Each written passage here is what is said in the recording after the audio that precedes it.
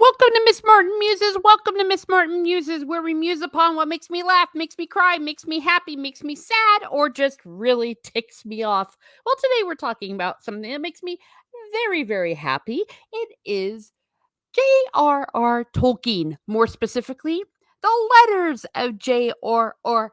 Tolkien and his letter number 131. Today we're just going to look at the last part, though. And the reason is because some quote unquote scholars have gotten into their heads that it wasn't clear who was in love with who in The Lord of the Rings. Now, if you've read the books, you're going to get the same answer that you're going to get from the letters. So you're not going to get a big spoiler here. But we live in a world where the obvious is news. But just for fun, just in case the books didn't speak for themselves, we're going to hear what Tolkien has to say about his lovers. And you know what? Not just is he going to talk about who they are, but he says some really cool things about them. So this is the last part of letter 131. For all you playing at home, letter 131 begins in the letters of J.R.R. Tolkien on page 143. This is a very, very long letter that talks about loads of things in Middle Earth. But the portion we are going to speak about, is on page 160. That is where my reading will begin and is relevant to what I want to point out today.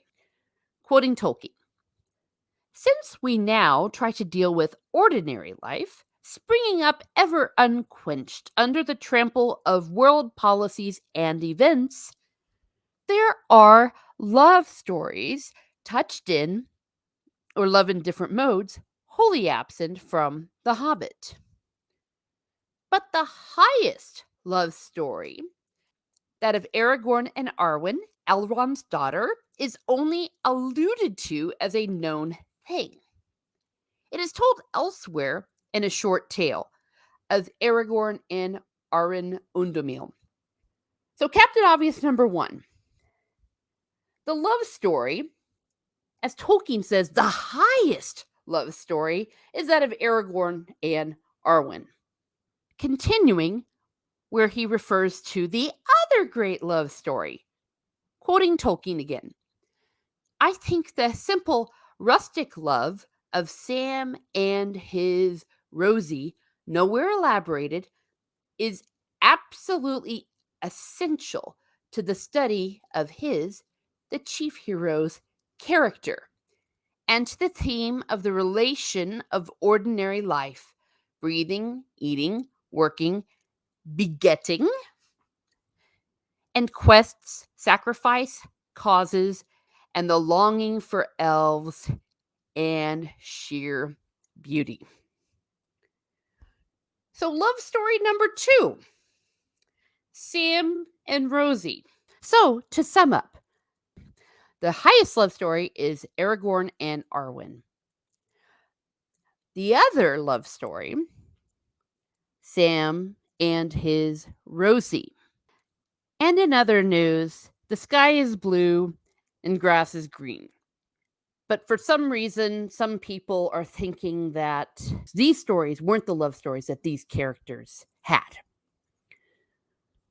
We have the books, we have the letters. So there. So that's all I'm going to say about that today. This letter has so much more in it, and I'm going to be doing more other letters. I just thought I would just bring this one out. I love Tolkien. I love Lord of the Rings. And if you have not read The Lord of the Rings, the books, do so. Drop everything and read them.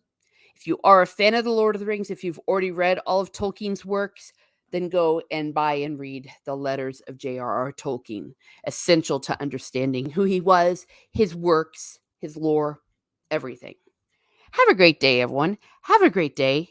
And be certain to just kind of accept that the love story in a story is the love story in the story.